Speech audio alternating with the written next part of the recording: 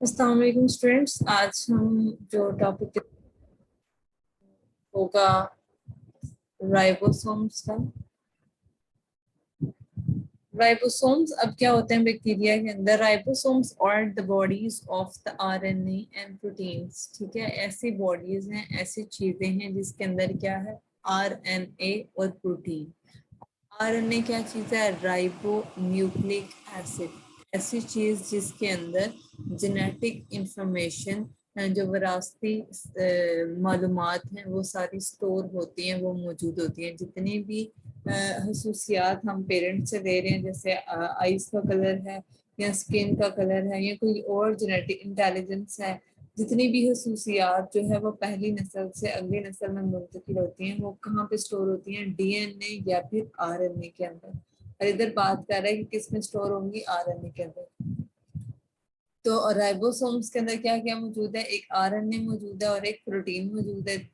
They are associated with the synthesis of protein. Basically messenger RNA ने जाके जो है वो मैसेज देना होता है, ट्रांसफर आरएनए। उसने फिर ट्रांसफर आरएनए क्या करता है कि अमीनो एसिड को ट्रांसफर करता है, किसको?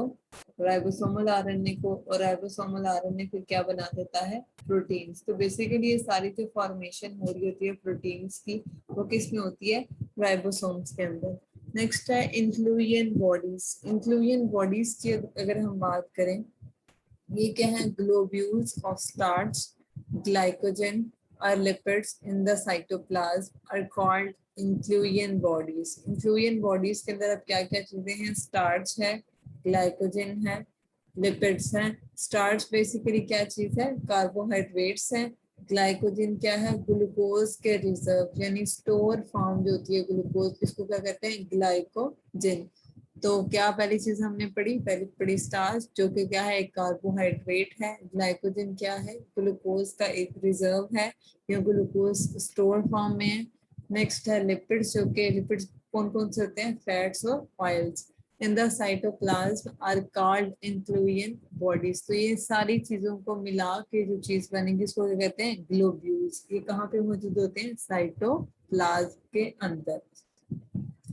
They store the nutrients for the period of starvation। अब ये जो न्यूट्रिएंट्स हैं जो स्टोर हो रहे हैं बैक्टीरिया के सेल के अंदर, ये कब इस्तेमाल हो रहे होंगे? जबकि वो अपनी खुराक नहीं ले रहा, यानी स्टारवेशन में, या ऐसी कंडीशन जबकि उसके पास खाने को कोई चीज मौजूद नहीं है। तो स्टोर हुए हुए जो भी सोर्सेज होंगे, जो भी चीजें होंगी, जो भी इंग्रेडिएंट होंगे, वो क्या करेंगी? उसके थ्रू हमें क्या मिल जाएगी? एनर्जी मिल जाएगी।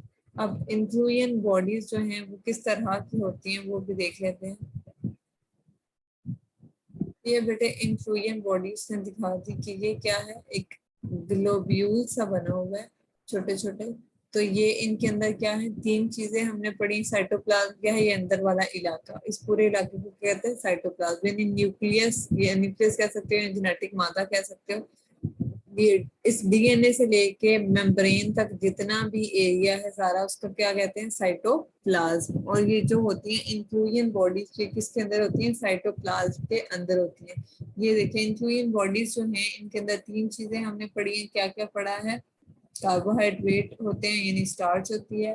उसके बाद इसके अंदर होता है ग्लाइकोजन होता है, जो कि ग्लूकोज का रिजर्व है। और तीसरी चीज हमने क्या पढ़ी है कि इसके अंदर लिपिड्स होते हैं। नेक्स्ट है volutin. They are deposits of phosphate.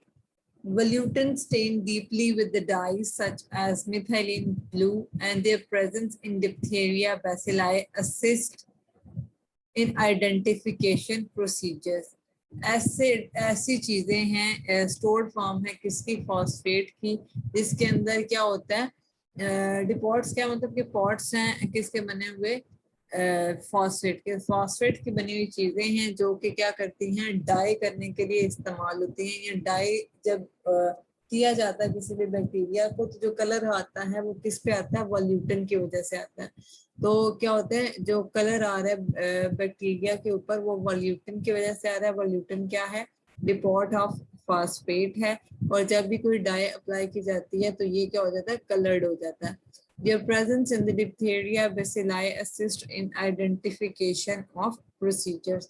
अब डिप्थेरिया जो कि गले की एक बीमारी है उसमें क्या होता है कि आइडेंटिफिकेशन हो जाती है, क्योंकि ये स्टेनिंग की वजह से या फिर जब हम भी कोई भी डाई इस्तेमाल करते हैं तो ये कलर में आ जाता है। जब कलर्ड हो जाएंगे तो हमें पता चल जाएगा कि इसके अंदर ये वाला बैक्टीरिया जो है वो मौजूद है। अब जो वॉल्यूटिन है वो किस तरह का दिखता है वो भी ये देखें। इसके अंदर क्या होगा कि आपको ये कलर नजर आ रहा है ब्लू, इसने इसको डार्कन करिए तो इसको जब हमने माइक्रोस्कोप में देखा तो ये इस तरह की इनकी अपीयरेंस आ रही है। तो ये कलर किसकी वजह से शो हो रहा है? वॉल्यूटिन की वजह से। नेक्स्ट है मैग्नेटोसोम। It helps certain bacteria orient themselves to the environment toward their preferred habitat. अब ये कह रहा है कि ये क्या कहता है, बैक्टीरिया को हेल्प करता है कि किसी भी इन्वायरमेंट के अंदर किसी भी हैबिटेट क्या है, ऐसी जगह जहाँ पे कोई भी जानदार रहता है तो उसकी जगह पे वहां पे स्टिक करने के लिए, वहां पे मौजूद होने के लिए, खुद को एडजस्ट करने के लिए जिस चीज की जरूरत होती है उसको हम क्या कहते हैं? मैग्नेटोसोम्स। ठीक है, मैग्नेटोसोम्स किस तरह का दिखता है वो भी देख लेते हैं। इस यानी ये जो मैग्नेटोसोम्स हैं या मैग्नेटिक क्रिस्टल्स हैं, इनके थ्रू क्या होगा, बैक्टीरिया क्या है उस जगह के साथ स्टिक कर जाएगा। ठीक है, उस जगह के साथ चिपक के बैठ जाएगा उधर। तो ये क्या होता है, किसी भी इन्वायरमेंट के अंदर बैक्टीरिया को सेटल करने में या उस उधर उधर खुद को स्टिक करने के अंदर या खुद को जोड़ के रखने के लिए इस्तेमाल होती है। तो उसको हम क्या कहते हैं? मैग्नेटोसोम्स। Next has cell membrane. The cell membrane, also called the plasma membrane, is the boundary layer of the bacterial cell. It exists inside the cell wall in the plants and bacteria. क्या कह रहा है कि जो cell membrane है इसको हम क्या कहते हैं? प्लाज्मा मेम्ब्रेन भी है। क्या है? एक बाउंड्री लेयर है, ऐसी लेयर कि जो कि सेल को इनक्लोज करेगी, उसकी बाउंड्री बनाएगी। और क्या होता है, ये सेल वॉल से अंदर की तरफ मौजूद होती है। तो ये देखिए इस पिक्चर के अंदर ये क्या है? सेल मेम्ब्रेन है, यानी इसने पूरे सेल को क्या किया? इनक्लोज किया। इसके बाहर क्या है? सेल वॉल है। तो यही वो बात कर रहे हैं कि सेल मेम्ब्रेन क्या है, एक तो सेल को बाउंड्री देती है और उसके बाद क्या है, सेल वॉल से अंदर की तरफ मौजूद होती है। सेल एनवेलप क्या चीज है? Some microbiologist combine the cell membrane, cell wall and capsule and term them the cell envelope. तो तीन चीजों को अगर हम मिला लें तो क्या बन जाएगा? Cell envelope. ये देखिए 3 लेयर्स हैं, पहले ये सेल मेम्ब्रेन की, फिर है सेल वॉल की, फिर है कैप्सूल की। इन तीनों लेयर्स को मिल के हम क्या बोल देंगे? Cell envelope. तो अगर आपसे पेपर में पूछा जाता है what is cell envelope of bacteria, तो इसके अंदर तीन चीजें आ जाएंगी। कैप्सूल है, सेल वॉल है और सेल मेम्ब्रेन है। ये तीनों चीजें लिखेंगे। ठीक है। Next is chemical composition. Cell membrane contain approximately 60% protein and 40% lipids, mainly the phospholipids. इसके अंदर जो प्रोटीन होती है वो 60% होती है और 40% क्या है? लिपिड्स हैं। कुछ इसके अंदर फॉस्फोलिपिड है। फॉस्फो मतलब क्या? फॉस्फेट ग्रुप, और लिपिड्स को मिला के क्या बन गया? फॉस्फोलिपिड। तो जब भी दो डिफरेंट किस्म की चीजें मिलती हैं तो उसको क्या कहते हैं? कॉन्जुगेट। तो ये कॉन्जुगेट बन जाएगा। नेक्स्ट है fluid mosaic model of cell membrane. अब फ्लूइड मोज़ैक मॉडल बेसिकली है क्या? एक दफा इसको देख लेते हैं, फिर हम इसको बुक से भी रीड आउट कर लेंगे।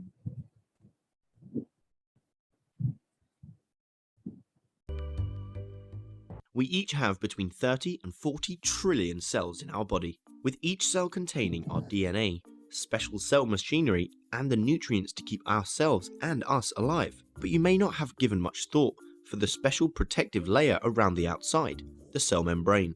The cell अब ये जो है ये सेल मेम्ब्रेन है, ये सेल के अंदर वाला हिस्सा है और ये सेल के बाहर वाला हिस्सा। अब कुछ चीजें जो सेल मेम्ब्रेन से पास ऑन हो जाएंगी, कुछ चीजें नहीं। membrane holds the components of the cell inside and acts as a protective barrier from the outside, carefully letting certain things enter and exit the cell in a controlled manner.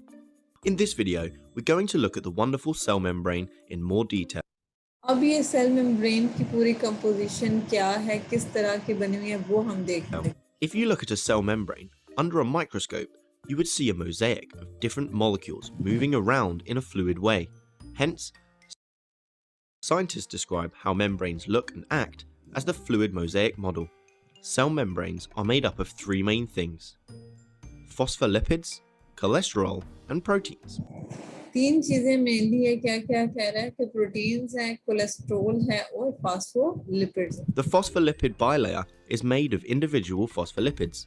These phospholipids arrange themselves into two layers, with their heads pointing outwards and their tails pointing inwards. Okay, but what is a phospholipid?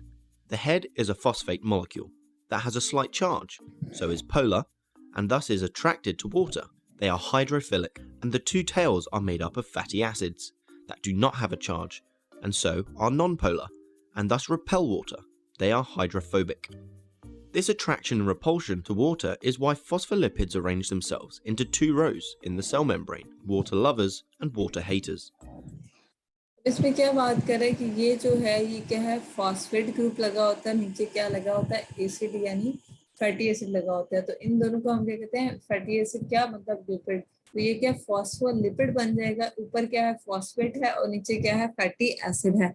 Phosphate जो है वो hydrophilic होता है यानी water lover होता है, जो पानी होता है उसके अंदर सॉल्युबल होता है, हल हो जाता है। और हाइड्रोफोबिक क्या है, वाटर हेटर है यानी वाटर इसके अंदर सॉल्युबल नहीं होता। The membrane is exposed to water mixed in with other things on both the inside and outside of the cell, and so the water attracted heads face outwards with the water repelled tails hiding on the inside. Then there's cholesterol. This special molecule that's made in the liver regulates the fluidity and permeability of the cell membrane as it causes the phospholipids to stay closer together. क्या कहते हैं ये जो cholesterol है इसका क्या काम है कि जितने भी फॉस्फोलिपिड है इनको जोड़ के रखता है और सेल को क्या देता है, फ्लेक्सिबिलिटी देता है। And the third main molecule, the proteins. These come in different types. The integral proteins help transport large अब क्या कह रहे हैं, प्रोटीन्स जो हैं उसके तीन टाइप हैं, एक इंटेग्रल प्रोटीन है, एक है पेरिफेरल प्रोटीन और एक है glycoprotein. molecules across the cell membrane. Molecules can be transported in either direction, in or out, and they can go passively down their concentration gradient through protein channels or against the gradient, being actively pumped by protein pumps. The peripheral proteins are involved in communication and some transport. And the glycoprotein play an important role in cell recognition by अब इसका काम क्या है कि material को पास करना है, इसका काम क्या है कि सारी चीज को कंट्रोल करना। और ग्लाइकोप्रोटीन क्या है कि किसी भी चीज को एक स्ट्रक्चर देती है, उसको जोड़ के रखती है या एक स्ट्रक्चर the प्रोवाइड करती है। immune system. So what makes this model of the cell membrane so special? Its fluidity. It's a perfect balance so that the cell can move and substances can easily move across the membrane, but the membrane isn't too fluid. Otherwise, there would be no control over what substances enter and leave the cell, or the देखिए इसके अंदर ये क्या होता है, particles इधर उधर move करते हैं जिससे फ्लेक्सिबिलिटी क्या होती है उसकी ज्यादा हो जाती है और जो बाहर से चीजें हैं वो इजीली अंदर मूव कर सकती हैं। cell wouldn't be properly held together. So now you know what keeps our trillions of cells together, and all animal and plant cells too. This wonderful fluid mosaic of phospholipids, cholesterol, and different kinds of proteins. तीन basic unit हमने पढ़े, phospholipid, cholesterol और proteins. Phospholipid bilayer. The phospholipid molecules are arranged in two parallel layers called as phospholipid bilayer. ठीक है, क्योंकि इसकी दो lipid layer बनी होती है, फॉस्फोलिपिड लेयर ऊपर और नीचे, इसलिए इसको हम क्या कहते हैं, बाइलेयर। ठीक है, कि दो लेयर्स बनी हुई है। नेक्स्ट है protein globules. The protein molecules are arranged as globules floating like icebergs at or near the inner and the outer surface of membrane. ठीक है, या तो अंदर वाली साइड या बाहर वाली साइड पे क्या होती है, कुछ प्रोटीन्स होती हैं वो फ्लोट भी कर सकती हैं या किसी जगह पे स्टिक भी कर सकती हैं. Some globules extend from one surface of the membrane to the other. कुछ ऐसे भी हो सकते हैं कि एक जगह से पूरी दूसरी, एक लेयर से लेकर पूरी दूसरी लेयर तक हो. This model of membrane is called as fluid mosaic model. इस मॉडल को क्या कहते हैं, fluid mosaic model. This molecule accounts for the membrane's appearance under the electron microscope and helps how it allows passage of certain substances. क्या कह रहा है कि ये वाला जो पूरा स्ट्रक्चर है उसको हम क्या कहते हैं, इलेक्ट्रॉन माइक्रोस्कोप से देख सकते हैं, ऐसे में इसकी पूरी जो अपीयरेंस है उसका पता चल जाता है और हमें पता चलता है कि किस तरह जो चीजें हैं, क्योंकि ये एक फ्लेक्सिबल मॉडल है, फ्लूइड मोज़ेक, तो क्या होगा कि इसके अंदर क्या होगा, चीजें जो है हमें ये पता चल जाता है कि सेल मेम्ब्रेन जो है वो किस तरह से उसके जरिए जो चीजें हैं वो पास ऑन होती हैं, यहाँ सेल के बाहर से सेल के अंदर जाती हैं।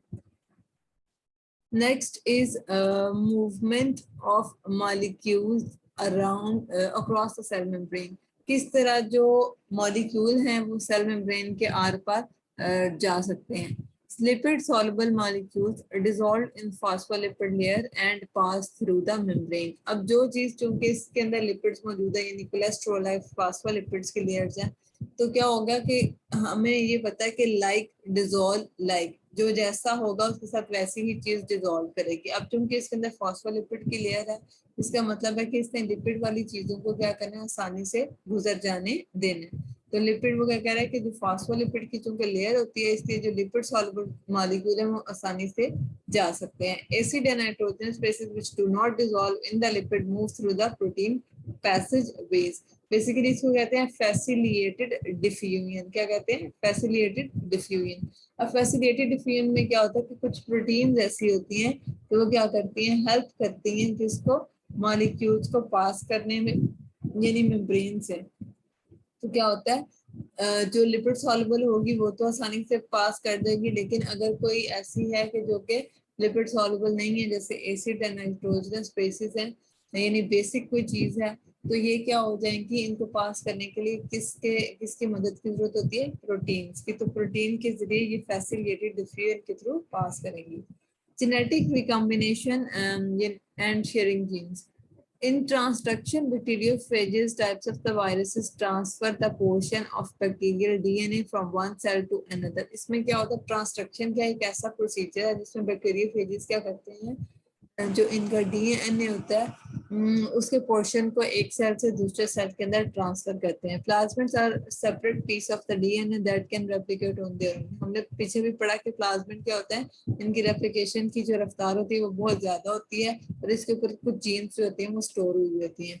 They can carry genes for resistance to antibiotic and transfer them between the bacteria by any of these processes. तो क्या होता है कि इनके अंदर क्या होती है, हम इसके अंदर हमने जीन रेजिस्टेंस की जीन्स लगा दी, जो कि हमने पीछे भी डिस्कस किया था किस तरह हम क्या करते हैं कि एंटीबायोटिक रेजिस्टेंट जीन लगा देते हैं और फिर क्या होता है, उसकी क्या हो जाएगी, रेप्लिकेशन। ये देखें, अगर कोई भी वायरस आके इसको कोई भी बैक्टीरियोफेज आके इसको इन्फेक्ट करेगा तो उसकी क्या बन जाएंगी, ये प्लाज्मिड क्या करेगा, उसके डिफरेंट सारी कापियां बना देगा। कापियां बनने के बाद क्या हो जाएंगी, वो कापियां रिलीज हो जाएंगी, फिर से प्लाज्मिड अकेला रह जाएगा, उसको हम दोबारा से इस्तेमाल कर सकते हैं। तो बेसिकली इसका काम क्या है कि एंटीबायोटिक रेजिस्टेंस के लिए इसको इस्तेमाल करते हैं। Reproduction in the prokaryote binary fission is the splitting of the parent cell into two daughter cells. It is a asexual reproduction in the prokaryotes. Basically क्या है कि जब भी parent cell जो है वो अपने जो DNA उसको दो में convert करेगा, फिर दरमियान से divide हो जाएगा, इसको हम क्या कहते हैं, binary fission. Asexual reproduction है, यानी कोई भी sexual activity इसमें नहीं होती। बैक्टीरिया के अंदर आपने याद रखना है क्या होता है, asexual reproduction होती है। DNA makes a copy of itself and cell separate. ठीक है, एक ही बैक्टीरिया, कोई इधर मेल फीमेल नहीं है, इसमें क्या होता है, एक ही बैक्टीरिया, उसने क्या करना है, अपने जैसा एक और डीएनए बनाना और उसमें उसको दरमियान से सेपरेट कर देना। ठीक है, टूट जाएगा ये दरमियान से, दो अलग किस्म के बैक्टीरिया बन जाएंगे। अब ये बैक्टीरियल इन्फेक्शंस क्या हैं इसके अंदर, ये सारे जो है ना अपने इनके नेम्स याद कर लेते हैं कि कौन सा जो बैक्टीरिया है वो कौन सी डिजीज काज करता है। इसको मैं एक वीडियो के थ्रू भी आप लोगों को समझा दूंगी। नेक्स्ट है इन्फेक्शन और and disease, the host parasite relationship. अब इसके अंदर क्या होता है, पहले देख लेते हैं कि किस तरह के जो हैं वो बेसिकली रिलेशनशिप्स होते हैं जानवरों के दरमियान। Closely together, they establish a relationship called symbiosis. In our life, we have many interactions with people around us. You really wish to kill some people while you are unaffected by some. There are some with whom you compete, whereas some. क्या बात कही है उसने कि हम जब भी एक जगह पे रहते हैं तो हमारी कोई ना कोई सोशल इंटरेक्शन होती है, कुछ लोगों के साथ हमारी क्या होती है, बोलचाल सही होती है, कुछ लोग हमारे लिए टॉक्सिक होते हैं। ठीक है, तो ये डिफरेंट किस्म के रिलेशनशिप हैं जो इस्टेब्लिश होते हैं जब भी एक कोई भी एक स्पीशी है वो किसी जगह पे रहती है। तो इसी तरह हम क्या करते हैं कि जानदारों के किस तरह से एक दूसरे के साथ क्या क्या रिलेशनशिप है उसको हम स्टडी करते हैं। इसको हम क्या कहते हैं, सिम्बियोटिक रिलेशनशिप्स। और इसके अंदर सबसे पहला क्या है, mutualism. Symbiotic relationship wherein both the species benefit from each other, just like you and your friend helping each other for an exam. Except क्या अगर आप अपने दोस्त की हेल्प कर रहे हो, एग्जाम में इंटरेस्ट है जो भी है, तो मतलब दोनों को अगर फायदा हो रहा है, एक दूसरे से पूछ रहे हैं, एक दूसरे को बता रहे हैं, अगर दोनों को एक दूसरे से फायदा पहुंचेगा तो उसको हम सिंपली क्या बोलेंगे, for the fact that you two belong to the same species. A good example of mutualism is that of ants and aphids, who support each other.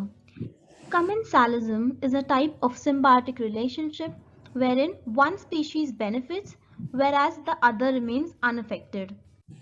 अब सेकंड क्या है, कमेंसलिज्म है। कमेंसलिज्म के अंदर क्या होता है, एक स्पीशी को सारा फायदा हो रहा है और इसको देखें, इस चीज को ये प्रोटेक्ट करिए तो इस चीज को सारा फायदा हो रहा है, इसको फायदा होगा और ये जो है ना इसको प्रोटेक्ट करे, इसको कोई इससे ना नुकसान पहुंचेगा ना फायदा होगा। तो इसका पॉइंट क्या है, जीरो है। और इसका क्या है, पॉजिटिव, यानी कि इस स्पीशी को फायदा हो रहा है लेकिन इसको कोई नफा नुकसान इसमें नहीं है। इसको क्या कहते हैं, commensalism. It's like your friend peeping into your answers, which won't affect your performance in exams, but it will definitely benefit your friend. A good example of commensalism is that of a shark and remora fish. When the shark feeds on small fishes, it might leave leftovers which is consumed by the remora fish. The shark इसमें क्या बात कर रहे हैं कि इसमें चूंकि देखिए आप, शॉक जब छोटी मछलियों को खाती है तो कुछ उनके टुकड़े क्या होते हैं, गिर जाते हैं, जो कि ये मछली खा लेती है। अब इससे शॉक को तो कोई नुकसान, शार्क को कोई नुकसान नहीं पहुंच रहा और इसको क्या हो रहा है, फायदा हो रहा है। और ये क्या अनफेक्टेड रह रही है और इसको क्या हो रहा है, फायदा हो रहा है। both the animals. This can happen when two animals are competing for food, land, or for a mate. अब नेक्स्ट है कंपटीशन। कंपटीशन वो फूड का भी हो सकता है, वो ऑपोजिट पार्टनर का भी हो सकता है, वो किसी भी किस्म का हो सकता है। It's just like you writing your exam seriously to score more than the competitor in class.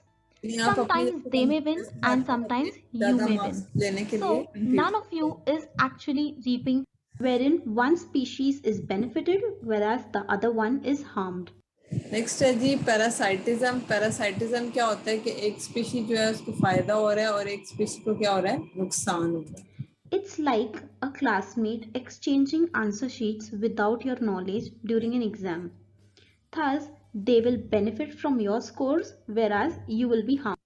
अब ऐसे ही है कि आप, कोई बंदा जो है वो आपकी चीटिंग कर रहा था और वो एग्जामिनर आके आपको पकड़ लेता, तो क्या हो रहा है कि जो बंदा चीटिंग कर रहा था उसको तो कोई इसमें नुकसान नहीं पहुंचा, लेकिन आप क्या हो गया, नुकसान पहुंच गया। तो एक बंदे को क्या हो जाएगा, फायदा हो जाएगा और एक बंदे को क्या हो जाएगा, नुकसान। A good example will be of the dog and ticks. In biological system, mainly parasites live on or inside the host body and rely the predator. Next है जी प्रिडेशन। इसमें क्या होता है कि एक होता है प्री होता है और एक होता है जो कि उसको प्रीडेटर होता है। अब जैसे सांप है वो चूहे को खा रहा है, तो ये क्या है, इसमें प्रीडेटर क्या है, शिकारी कौन है, सांप है, और प्री क्या है यानी शिकार क्या है, चूहा। इसमें क्या होता है, एक चीज होती है वो प्री होती है और एक होता है प्रीडेटर, और प्रीडेटर क्या होता है, प्री को खा। Predator survives by killing and eating the prey. Luckily, predation is not obvious. बस बेटा यही है जो कॉमन टाइप्स हैं, आपकी बुक में शायद सारी ना मेंशन की हो, लेकिन मैंने आपको यहाँ पे सारी जो है वो एक्सप्लेन कर दी है कि किस तरह से ये काम करती है। The host parasite relationship. Infection की बात करें, it is a relationship between the two organisms, the host and the parasite, and the competition of supremacy that takes place between them. इसमें क्या होगा कि रिलेशनशिप होगा दो ऑर्गेनिज्म का, इसमें एक होस्ट है और एक क्या है, पैरासाइट है। अब जैसे अब क्या होते हैं, वर्म्स पड़ जाते हैं ह्यूमन बॉडी के अंदर, तो क्या होता है वो हमारी खुराक जो है ये हमारी स्मॉल इंटेस्टाइन में चले जाते हैं, ये मिलाप वगैरह, ठीक है, वो पेट के अंदर जैसे कहते हैं कि कीड़े हैं, तो वो क्या कहते हैं हमारी फूड जो हम खा रहे होते हैं उससे फीड करते हैं, वो खुराक खुद खाते हैं, खुद क्या हो जाते हैं, बड़े हो जाते हैं, और हमें क्या पहुंचता है, हमें नुकसान पहुंचता है उनसे। तो ये बेसिक क्या है कि पैरासाइट ने क्या कर दिया, अटैक कर दिया। पैरासाइट कोई भी ऐसी चीज है जो कि क्या करती है, डिजीज काज करती है। जब भी हमारी इम्यूनिटी पैरासाइट से की निस्बत ज्यादा होगी तो क्या होगा, हमें उससे इफेक्ट नहीं पहुंचेगा, मतलब हम लोग जीत जाएंगे। लेकिन अगर जब पैरासाइट है उसका अटैक हमारी इम्यूनिटी से ज्यादा है तो हमें क्या होगा, नुकसान पहुंचेगा, कोई ना कोई इन्फेक्शन हो जाएगा या कोई ना कोई डिजीज हो जाएगी। Host host resistance strong remain healthy, यानी ऐसा बंदा जिसकी रेजिस्टेंस इम्यूनिटी अच्छी है उसको क्या होगा, वो हेल्दी रहेगा, सेहतमंद रहेगा, उसको कोई नुकसान नहीं पहुंचेगा। And the parasite is either driven from the host or assumes a benign relationship with the host. क्या होता है कि या तो ड्रिवन होता है कि उसकी वजह से कोई उसको नुकसान पहुंचता है, या फिर क्या होता है बिनाइन कि उसको कोई फर्क नहीं पड़ता। By contrast if the host loses the competition disease develop, ठीक है, अगर होस्ट है वो जैसे हम लोग हैं, इंसान है, हमारी इम्यूनिटी वीक है, तो क्या होगा, हमें एट द एंड वो वाली बीमारी हो जाएगी जो कि पैरासाइट फैला रहा है। डिजीज क्या है, इंपॉर्टेंट डेफिनेशन। डिजीज बेसिकली होती क्या है, डिजीज में B conceptualized as any change from the general state of good health, ठीक है, जो जनरल स्टेट है उससे क्या होगा, हम कह सकते हैं कि कोई भी अगर नॉर्मल हमारे जीने का तरीका, ये नॉर्मल हमारी हेल्थ है, उसमें अगर कोई चेंज आ जाए, कोई तब्दीली आ जाए, तो उसको क्या कहते हैं, disease. It is important to note that disease and the infection are not synonyms. A person may be infected without becoming disease.